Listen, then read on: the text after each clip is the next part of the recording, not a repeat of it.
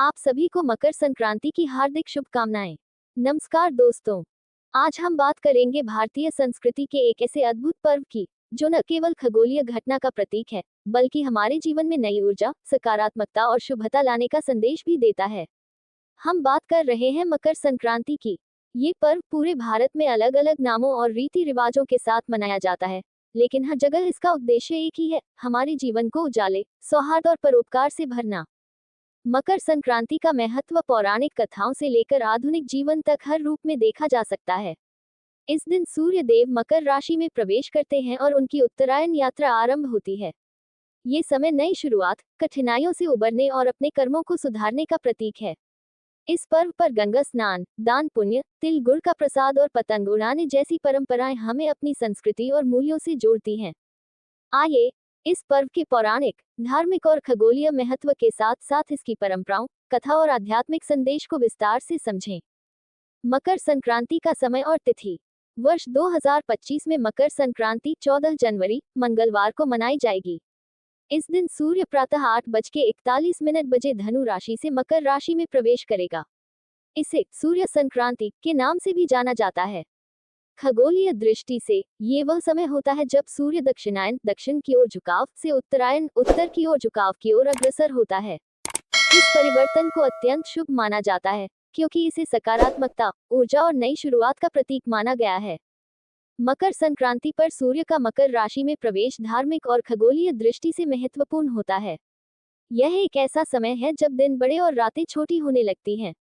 यह न केवल ऋतु परिवर्तन का संकेत है, बल्कि यह संदेश भी देता है कि कठिनाइयों का समय समाप्त हो रहा है और उजाले का दौर शुरू हो रहा है।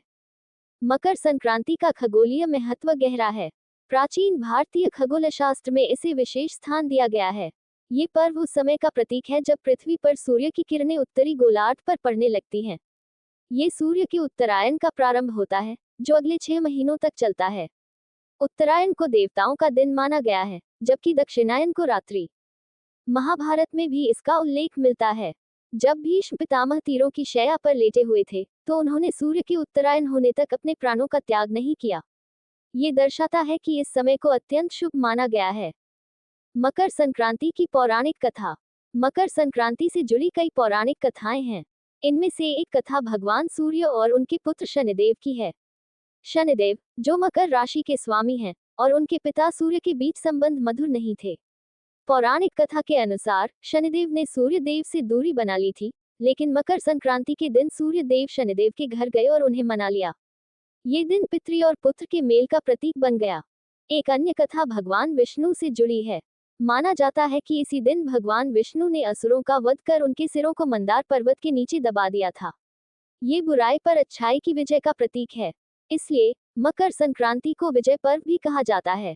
मकर संक्रांति का धार्मिक महत्व अत्यधिक है। इस दिन को भगवान सूर्य की उपासना का पर्व माना जाता है।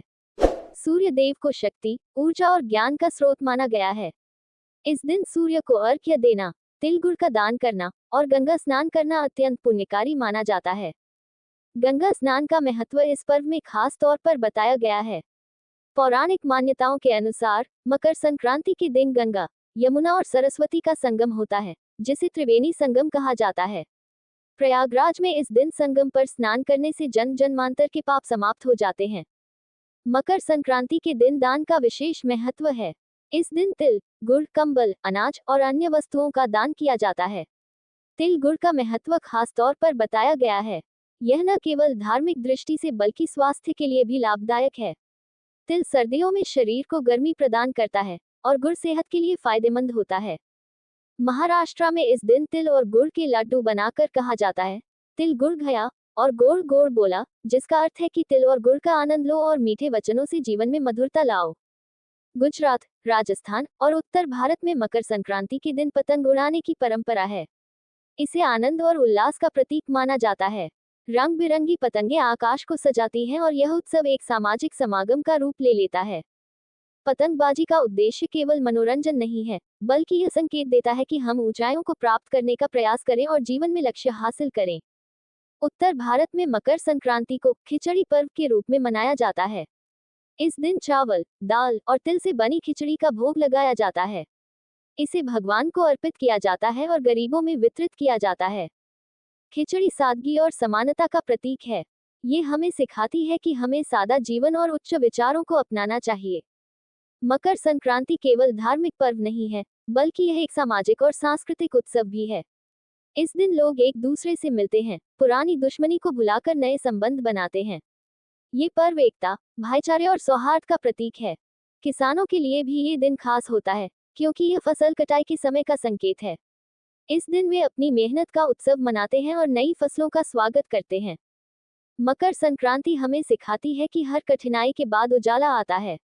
ये पर्व हमें सकारात्मकता, धर्म और आत्मशुद्धि का संदेश देता है। यह एक नई शुरुआत का प्रतीक है, जो हमें बताता है कि हमें अपने जीवन में अच्छे कर्मों को प्राथमिकता देनी चाहिए।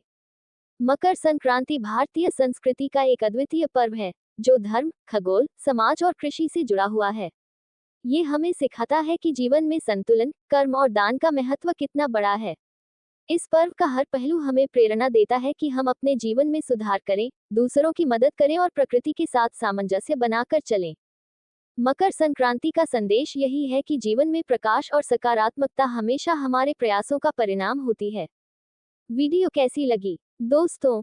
हमें उम्मीद है कि आपको यह वीडियो बहुत पसंद आई होगी और मकर संक्रांति से जुड़ी सभी जानकारियां और कथाएं आपके लिए उपयोगी रही होंगी। इस वीडियो के माध्यम से हमने कोशिश की है कि मकर संक्रांति के हर पहलू को विस्तार से समझाया जाए, चाहे वह पौराणिक कथाएं हो, धार्मिक महत्व हो, खगोलीय घटनाएं हो या फिर इस पर्व से जुड़ी परंपराएं और रीति रिवाज।